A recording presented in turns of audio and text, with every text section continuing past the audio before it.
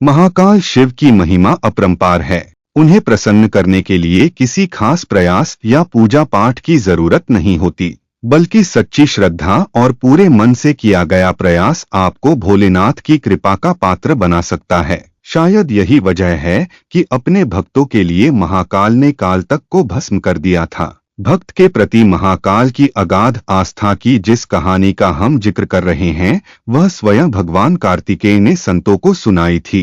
इसके अनुसार राजा श्वेतकेतु, जो कि भोलेनाथ के परम भक्त थे, उन्होंने काल को भी जीत लिया था। राजा श्वेतकेतु सदाचारी, सत्यवादी, धर्म के मार्ग पर चलने वाले शूरवीर और प्रजापालक थे। वह अत्यंत ही निष्ठा और प्रेम भाव से प्रजा का पालन और अगाध आस्था और श्रद्धा भाव से शिव भक्ति करते थे। उनके इस भक्ति भाव से महाकाल अत्यंत प्रसन्न थे। उनकी कृपा से श्वेतकेतु के राज्य के लोग दुख, दरिद्रता, अकाल मृत्यु और महामारी से अछूते थे। एक दिन जब राजा श्वेतकेतु का जीवन काल समाप्त होने को था और वह भोलेनाथ की आराधना में लीन थे, तब चित्रगुप्त ने यमराज से कहा कि राजा श्वेतकेतु की आयु अब पूरी हो चुकी है, अब उनके प्राण हरने का समय है। तब यमराज ने अपने दूतों को आज्ञा दी कि वे जाएं और श्वेतकेतु के प्राण हर लाए। यमदूत राजा श्वेतकेतु के पास पहुंचे तो वह शिव मंदिर में थे। दूत बाहर ही खड़े हो गए। श्वेतकेतु गहरे ध्यान में थे। बहुत देर हो गई, न श्वेतकेतु का ध्यान टूटा न यह दूत हिले। दूत बिना अपना काम किए खड़े रहे। जब वे वापस नहीं पहुंचे तो यमराज ने विलंब होते देखा तो कालदंड संभाला और खुद चल पड़े। दूतों के आने में देरी होने से यमराज स्वयं ही राजा श्वेतकेतु के प्राण हरने पहुंचे, लेकिन वहां उन्होंने देखा कि वह तो महादेव की साधना में लीन है। तो वह सोच में पड़ गए कि इसके प्राण कैसे हरें। उन्होंने सोचा कि यह अभी पूरी तरह शिव पूजा में डूबा है। इस स्थिति में शिव पूजा का उल्लंघन नहीं किया जा सकता। तब वह भी बाहर ही खड़े हो गए।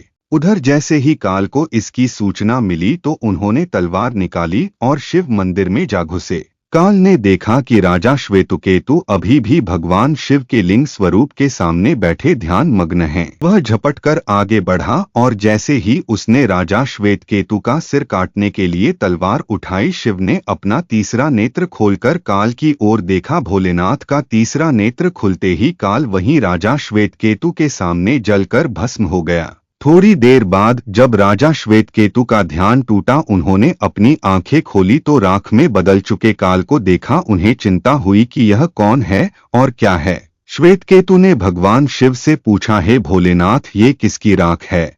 इसे किसने और क्यों जलाया? तब भोलेनाथ ने बताया कि यह काल था जो कि तुम्हारे प्राण हरने आया था। राजा ने कहा कि महाकाल, यह तो आपकी ही आज्ञा से तीनों लोक में विचरता है, लोक को नियंत्रण में रखता है। इसी के भय से लोग पुण्य कार्य करते हैं। आप इन्हें अतिशीघ्र जीवनदान दे दे। शिवजी की कृपा से कालजी उठा और उसने उठते ही राजा को गले लगाकर बोला, राजा, तुम जैसा तीनों लोकों में कोई नहीं, तुमने तो अजय काल को भी जीत लिया। जीवनदान पाकर काल और यमराज ने कहा कि ऐसे जातक जो शिवजी के परम भक्त हैं, सच्चे मन और पूरी श्रद्धा से महाकाल की पूजा में लीन रहते हैं, सिर पर जटा और गले में रुद्राक्ष पहनते हैं, विभूति का त्रिपुंड ललाट पर लगाते और पंचाक्षर मंत्र का जप करते हैं, उन्हें कभी भी अकाल मृत्यु का ग्रास नहीं बनना पड़ेगा। कथा के अनुसार इस आशीर्वाद के बाद श्वेतकेतु ने लंबे समय तक राज किया और फिर महाकाल की कृपा पाकर उनमें ही विलीन हो गए।